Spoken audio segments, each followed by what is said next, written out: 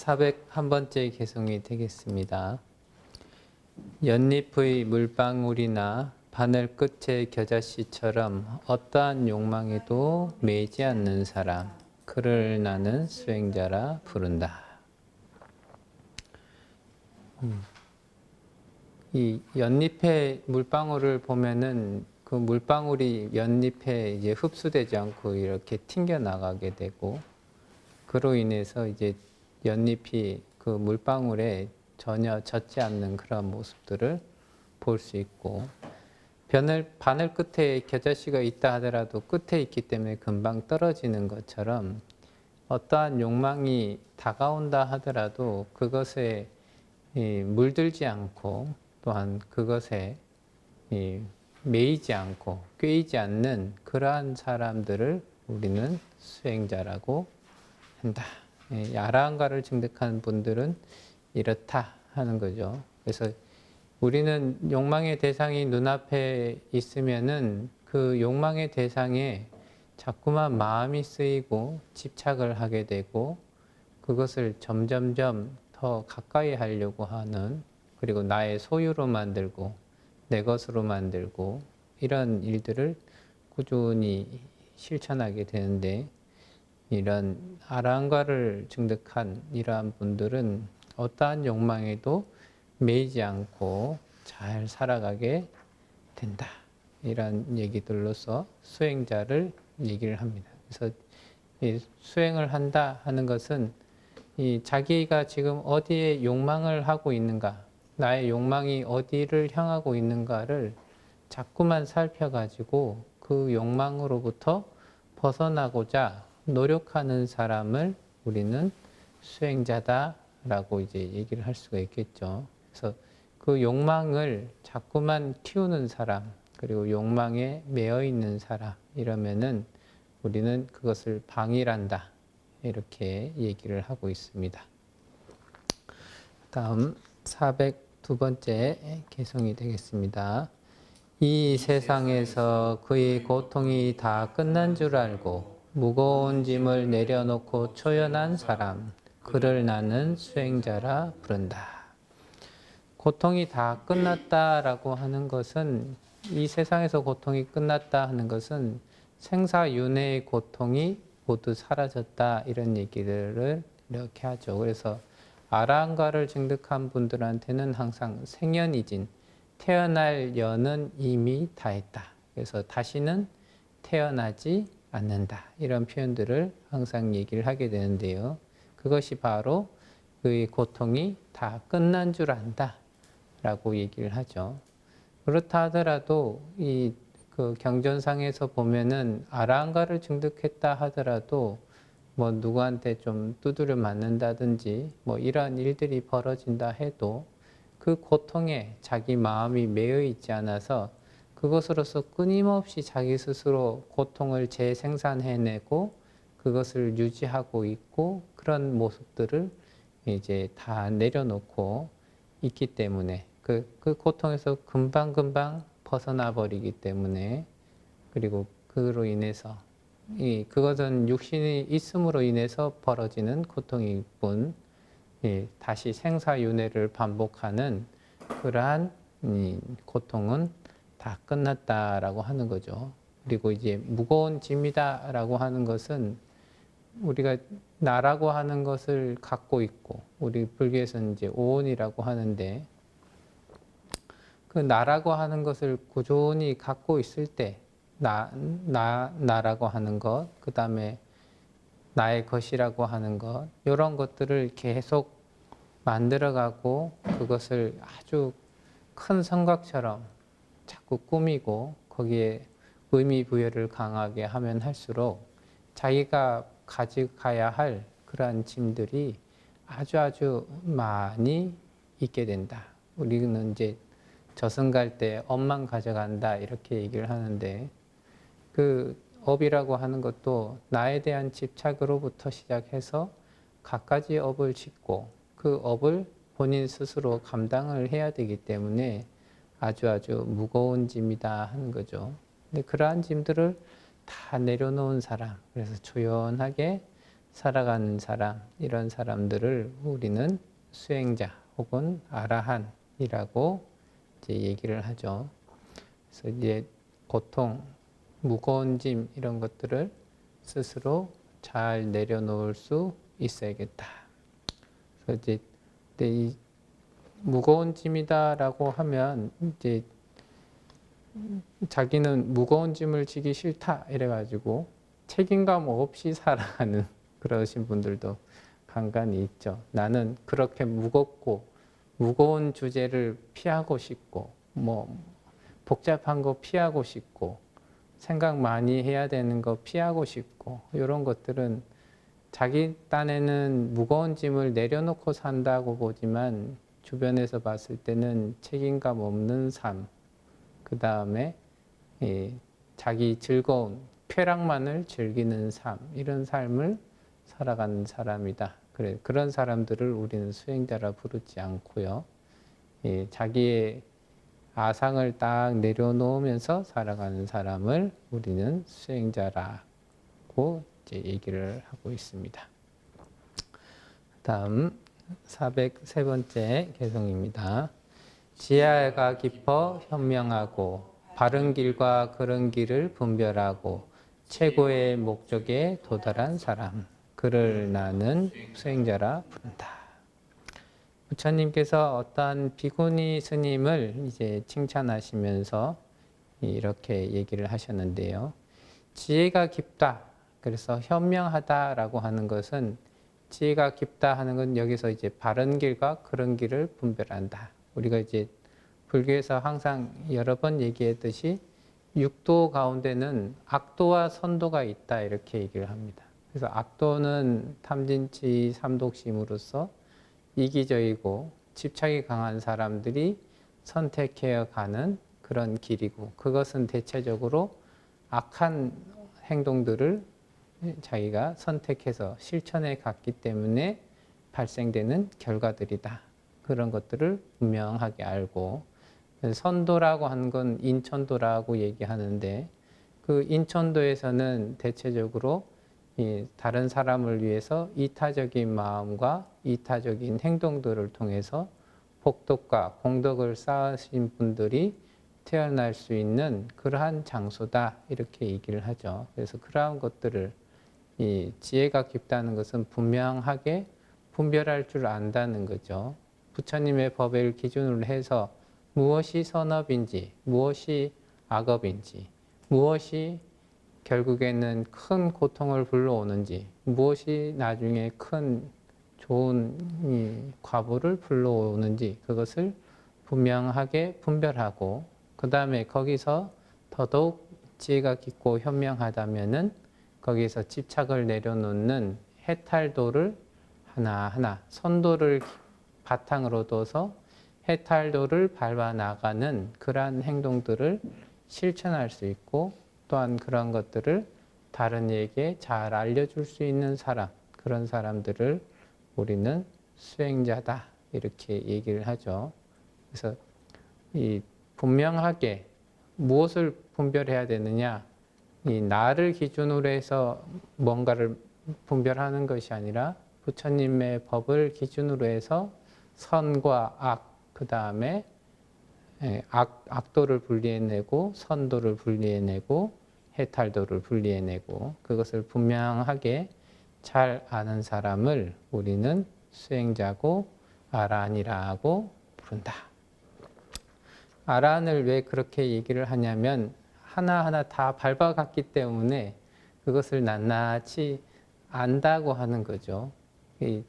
산 정상을 가보지 못한 사람이 산 정상 얘기를 아무리 한다고 해도 한계가 있듯이 범부가 얘기를 하다 보면은 그냥 그쯤에서는 이렇게 한다 하던데 하는 그 정도의 얘기밖에 못 하겠지만 아라한가는 여기서는 우리가 길을 잘 아는 사람을 만나면 뭐 이제 구체적으로 100m 전방에서 우회전하고 거기서 또 얼마 가면 좌회전하고 이런 것을 낱낱이 알려주듯이 이런 현명한 사람, 지혜가 깊은 사람은 그런 것을 잘 분별해서 자기 스스로도 가고 남도 그와 같이 갈 수 있게 해주는 그런 사람이 되겠다. 이렇게 보시면 되겠습니다. 그다음에 404번째 개성이 되겠습니다. 집에서 사는 이든 출가자이든 아무하고도 사귀지 않고 집 없이 다니며 욕심 적은 사람, 그를 나는 수행자라 부른다. 일단은 이제 아무하고도 사귀지 않는다 이게 있는데, 일단 이제 세간적인 삶이라고 하는 것은 우리가 항상 얘기를 합니다. 인사가 만사다. 인사를 잘해야 된다. 뭐 이런 얘기들을 이렇게 통해서 하고, 전에도 이렇게 사람들이 뭐 하는 얘기를 이렇게 쭉 들어보는데, 인사를 잘 하는 사람하고 인사를 안 하는 사람하고 있을 때, 인사를 안 하는 사람이 조금 더 능력이 있는 것 같은데, 저 사람은 뭔가 좀 중요한 자리에 불려가지를 않고, 인사를 잘하는 사람이 능력은 좀 떨어지는데 중요한 자리를 이렇게 가더라고요.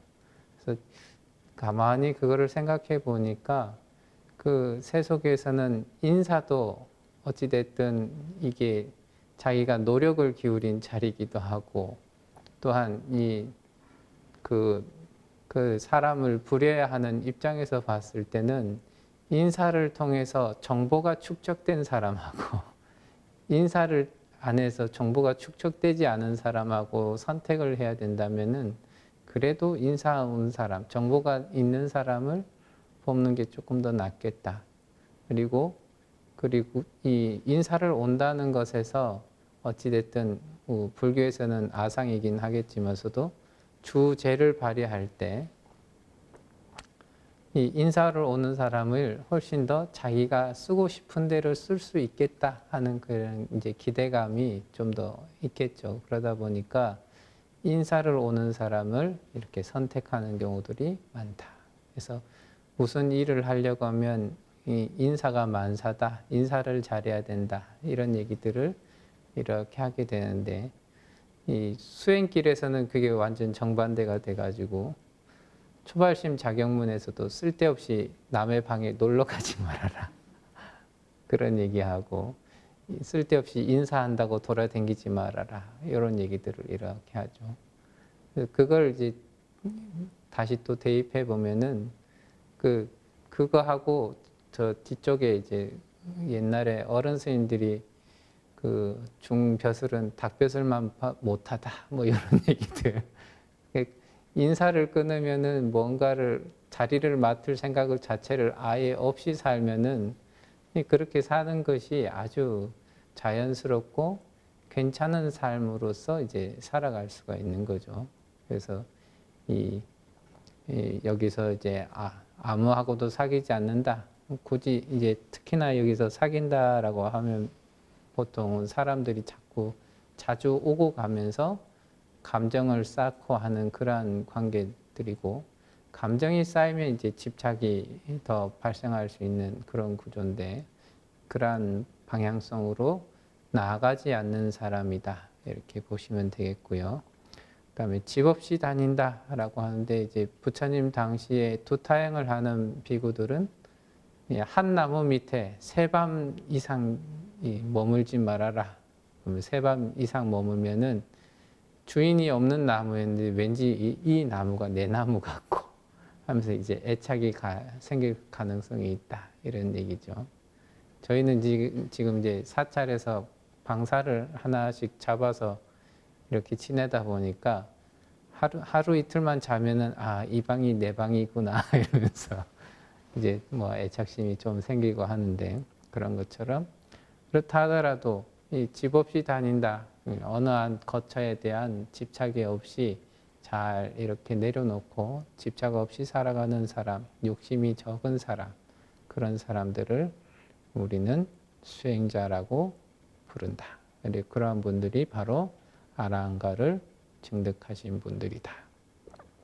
욕심이 적기 때문에 무언가를 요구하지도 기대하지도 희망하지도 않고 그저 있는 그대로를 잘 받아들이는 그러한 사람들이 바로 이 수행자다 이렇게 얘기를 할 수가 있겠습니다. 그 다음에 405번째 개송이 되겠습니다. 약한 것이든 강한 것이든 살아있는 것에 폭력을 쓰지 않고 죽이거나 죽게 하지 않는 사람, 그를 나는 수행자라 부른다. 이제 마찬가지로 아랑가를 증득한 스님이 이제 아주 어떠한 인연이 있어서 사람한테 많이 맞았었는데 그때 그 스님이 하나도 화가 나지 않았다 하는 그런 얘기를 듣고 부처님께서 이제 이러한 개송을 얘기하셨습니다. 이 탐진치를 다 없앤 사람, 소멸시킨 사람을 우린 이제 아랑과다 이렇게 얘기를 하는데, 그래서 진심이 완전히 사라진 사람, 성내는 마음이 완전히 사라진 사람들은 어떻게 되느냐? 자기보다 약한 것이든 강한 것이든 간에 우리는 이제 약하다, 강하다이면 이제 비교가 들어가 있고, 비교에 따라서는 약한 것은 무시할 수 있기 때문에 함부로 하고, 강한 것은 질투가 나기 때문에 무엇을 하고, 뭐 이런 식으로 나아가게 되는데, 살아있는 것에 대해서 폭력을 쓰고 살기를 바라고 뭐 상처를 주려 하고 해코지를 하려 하고 뭐 이러한 행동들을 전혀 하지 않는 사람, 그리고 그것으로서 상대방이 반 죽거나 완전히 죽거나 간에 그러한 결과값을 만들려고 하지 않는 사람, 그런 사람들을 우리는 수행자라고 하죠. 이제 약간 좀 다른 의미긴 하지만 중국 선사 가운데 덕산 스님이라고 하는 분이 이제 수자들을 이제 좀 두드려 때렸다 이런 얘기들을 이렇게 하긴 하는데, 그것 때리는 것도 맞는 것도 이 함부로 때리고 함부로 맞는 게 아니라 뭔가 이 깨달을 만한 사람한테 그러한 방편을 쓰셨다, 그냥 막무가내로 쓴 것이 아니다 하는 얘기들을 이렇게 하고, 예전에 어떤 어른 스님께서 그냥 강의 수업하시면서 그냥 그런 얘기를 하셨었는데, 그 예전에 아주 큰 스님을 이렇게 모시던 분이 그 스님하고 그 어른 스님하고 당신하고 좀 친하지 않았었느냐 이렇게 얘기를 하니까 그 이제 질문 받은 스님이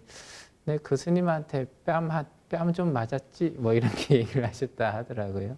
근데 그런 어른들이 뭐 이렇게 때리는 행동들을 할 때는 함부로 행동하는 것이 아니라 그것을 받아들이고 경책으로 삼을 수 있는 그러한 분들에게 그러한 행동들을 했다라는 거고요.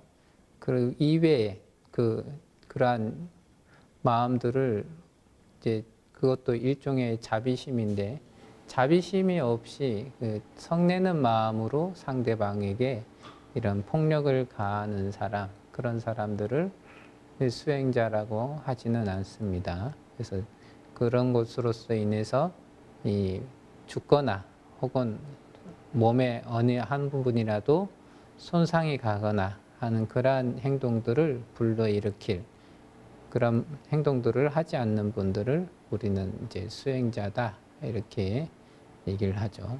그래서 여기서 이제 폭력을 쓰지 않는다 하더라도 우리가 협박을 한다든지 아니면 겁을 준다든지 뭐 이러한 행동들을 하는 것조차도 이 수행자에게는 어울리지 않는 그러한 행동들이다 이렇게 보시면 되겠습니다.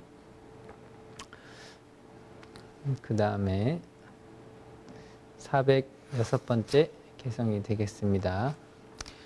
미움을 가진 무리 속에 있으면서도 미움이 없고 난폭한 무리 속에 있으면서도 마음 편하고 집착하는 무리 속에 있으면서도 집착하지 않는 사람, 그를 나는 수행자라 부른다.